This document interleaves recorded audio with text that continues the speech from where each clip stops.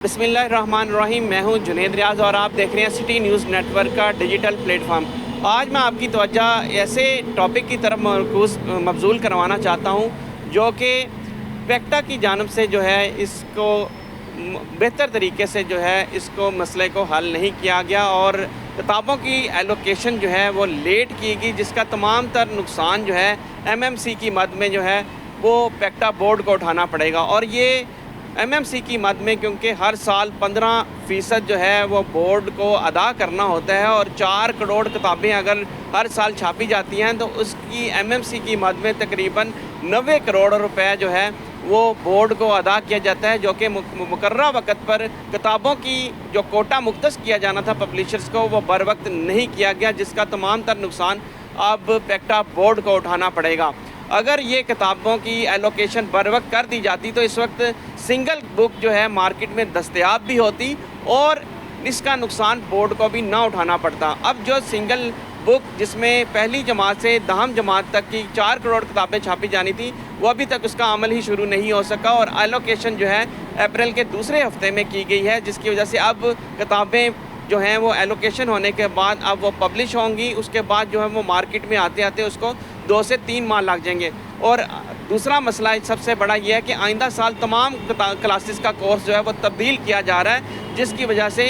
ये किताबें जो हैं आइंदा साल के लिए करामद नहीं होंगी। और पब्लिशर्स भी इन किताबों को छापने के लिए अब तैयार नहीं है, क्योंकि किताबों की एलोकेशन हर साल दिसंबर जनवरी में कर दी जाती है और फरवरी मार्च में ये किताबें मार्केट में आ जाती हैं। अब जो प्राइवेट पब्लिशर्स प्राइवेट स्कूल्स हैं उनके लिए ये किताबें जो हैं वो मार्केट में दस्तयाब नहीं, और वालिदैन ने जो ज़िम्मेदार अफसरान हैं उनके ख़िलाफ़ भी कार्रवाई का मुतालबा किया। दूसरी जानब अगर बात की जाए पेक्टा बोर्ड की, तो जब पेक्टा बोर्ड से ये राब्ता किया गया तो उनका कहना है कि इस तमाम तर मसले के ज़िम्मेदार वो खुद नहीं है बल्कि प्रोक्योरमेंट डिपार्टमेंट और मॉनिटरिंग अफसरान हैं जिन्होंने मॉनिटरिंग की और जो है गलत रिपोर्ट जो है महकमे को फराहम की। इस हवाले से अब तमाम तर सूरत हाल ये है कि जिन्होंने किताबें पायरेसी कर अभी तक जो है मार्केट में फ़रोख्त की, उन पब्लिशर्स के ख़िलाफ़ भी ताहाल कोई कार्रवाई अमल में नहीं लाई जा सकी और पायरेसी करके ये किताबें जो हैं KPK से छापी गई और जनूबी पंजाब में फ़रोख्त की गई, उनके ख़िलाफ़ भी अभी तक कोई कार्रवाई अमल में नहीं लाई जा सकी और किताबें जो हैं पायरेसी शुदा जो है वो मार्केट में फ़रोख्त हो रही हैं और इसका तमाम तर नुकसान MMC की मद में पेक्टा बोर्ड को उठाना पड़ रहा है। अगर 4 करोड़ किताबों की बात की जाए तो इसका 15% जो MMC की मद में पेक्टा बोर्ड को मिलना था वो तकरीबन